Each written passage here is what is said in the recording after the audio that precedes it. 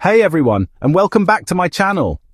I'm so excited for today's video because we're talking about something I'm absolutely obsessed with: tiny gardens. If you're like me and you live in a space that's, let's say, a little bit challenged when it comes to square footage, but you still dream of having a lush green oasis, then you are in the right place. I've been experimenting like a mad scientist in my own little corner of the world, and I've figured out some seriously genius ways to make a small space feel like a massive botanical garden. You don't need a huge backyard to have the garden of your dreams, I promise. Today, I'm going to share my top 5 game-changing ideas for creating a tiny garden that delivers huge results. We're talking maximum impact with minimum space. From growing your own fresh herbs for cooking to creating a tranquil little getaway on your balcony, these ideas are going to completely transform how you see your small space. I've poured so much love and creativity into these projects, and I honestly can't wait to show you how easy and affordable they are. Get ready to get your hands dirty, because your urban jungle fantasy is about to become a reality. And you guys, you absolutely have to stick around until the very end of the video. I've saved some of my best, most surprising tips and tricks for last. These are the little secrets that pro gardeners use that nobody ever talks about, and they are going to take your tiny garden from cute to absolutely breathtaking. Trust me, you do not want to miss out on these little nuggets of wisdom. So grab a drink, get comfy, and let's dive in. Alright, first up is an idea that has completely changed my life and my cooking: the vertical herb wall. Seriously, if you think you don't have space for a garden, think again. We're going up. A vertical garden is the perfect solution for anyone with a tiny balcony, a small patio, or even just a sunny wall in their kitchen.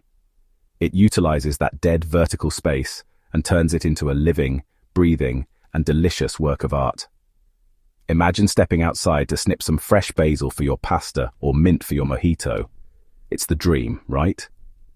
And it's so much easier to create than you might think. I'm a huge fan of using recycled materials for this.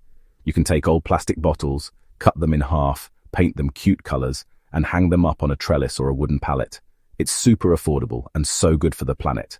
Or, if you want something a little more streamlined, you can find some amazing wall planters online. I've seen some really cool fabric pocket planters that are perfect for this. The key is to choose herbs that you'll actually use and that enjoy similar light conditions. Things like basil, mint, rosemary, thyme, and parsley are all fantastic choices, and they're pretty low maintenance. Once you have your structure and your planters, it's just a matter of filling them with good quality potting soil and planting your little herb babies. Make sure you give them a good water after planting. The best part about a vertical herb wall, aside from how amazing it looks and smells, is the convenience. Everything is at eye level, so there's no bending over. It makes harvesting so easy, and it keeps your herbs off the ground away from pests. It's literally a win-win-win situation, and it adds so much life and greenery to an otherwise boring wall. Okay, idea number 2 is for all my fellow foodies out there who dream of growing their own vegetables. Yes, you can do it, even on a tiny balcony. Welcome to the world of container vegetable gardening.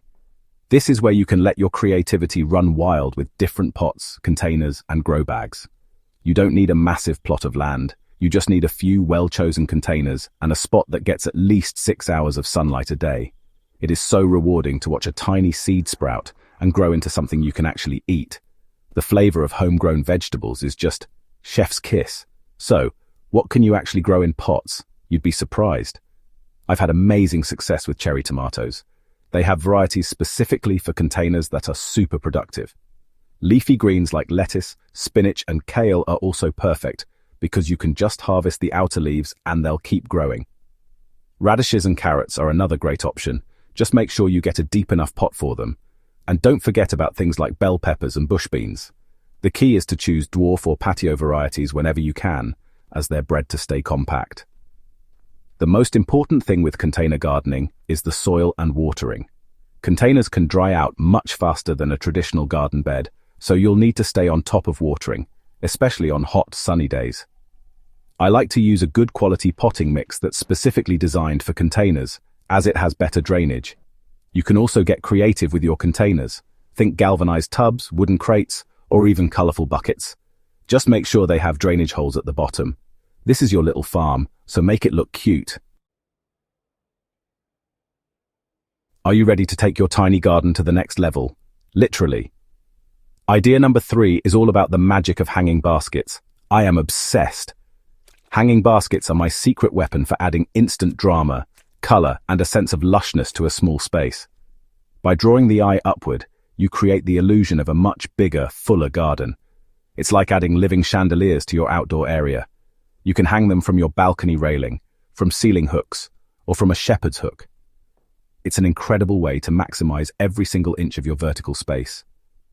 When it comes to planting your hanging baskets, the classic thriller, filler, and spiller method is your best friend. The thriller is a tall, eye-catching plant in the center, like a geranium or a coleus. The fillers are mounding plants that surround the thriller and fill out the basket, like petunias or impatiens. And my favorite part, the spillers, are trailing plants that cascade over the sides like ivy, sweet potato vine, or lobelia. This combination creates a really full, professional-looking arrangement that will have all your neighbors jealous. Don't be afraid to mix and match colors and textures. A basket full of different shades of green can be just as stunning as a brightly colored one. And it's not just for flowers. You could totally plant trailing herbs like creeping thyme or even strawberries in a hanging basket. Just like with containers, hanging baskets need regular watering, as they can dry out quickly, especially in the wind.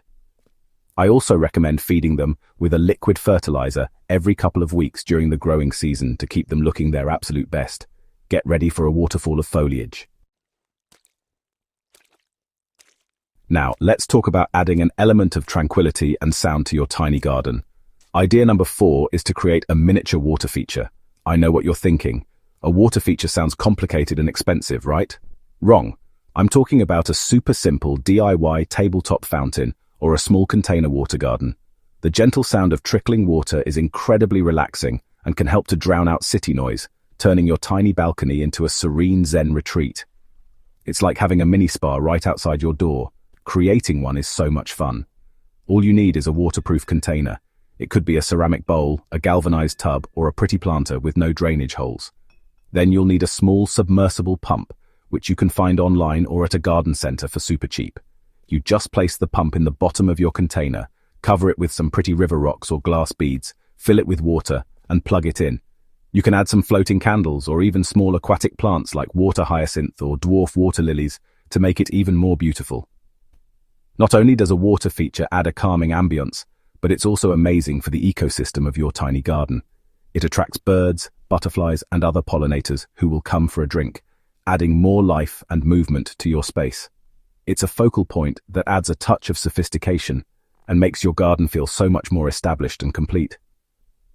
Honestly, the first time I sat on my balcony listening to my little fountain, I felt like I was on vacation.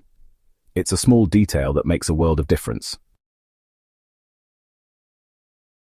Okay, last but certainly not least, my 5th genius idea for your tiny garden is the multi-tiered plant stand. This is the ultimate space-saving hack for plant lovers who, like me, have a bit of a plant hoarding problem. A tiered stand allows you to go vertical and display a whole collection of plants in a very small footprint. Instead of having 10 pots spread out across your floor, you can have them beautifully arranged in one compact, stylish tower. It's organization, but make it fashion. You can find all sorts of amazing tiered plant stands, from modern metal ones to rustic wooden ladder-style stands. Or you could even DIY one. I've seen people use old step ladders, stacked crates, or even cinder blocks and planks of wood to create a really cool, industrial-style stand. This is where you can really let your personal style shine through. The key is to think of it as styling a shelf, or a shelfie, but for your plants. It's not just about storage, it's about creating a beautiful display. When you're arranging your plants, play with different heights, textures, and pot styles to create visual interest. I like to put my trailing plants like a pothos or string of pearls on the higher tiers so they can cascade down beautifully. Taller, more upright plants can go on the bottom tiers. Mix and match your pot materials, terracotta, ceramic, metal, to add more texture. This is your chance to create a stunning green focal point that looks like it's straight out of a magazine.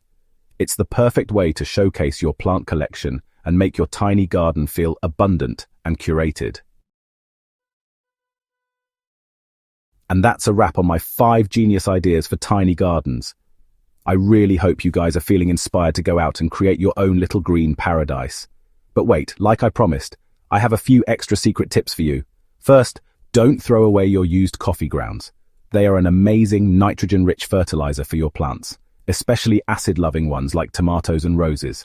Just sprinkle them on the soil. Second, try companion planting. Planting marigolds near your tomatoes can help deter pests naturally, and planting basil nearby is said to improve their flavor. It's like creating a little community in your pots. My last little trick is a bit of an illusion.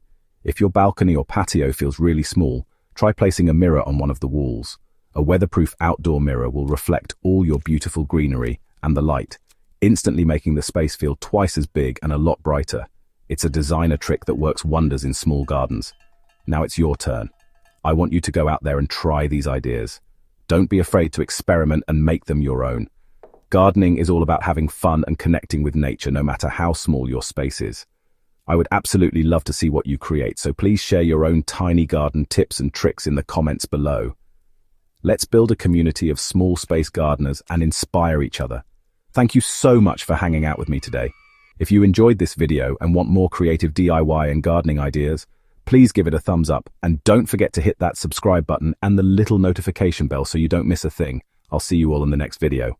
Bye.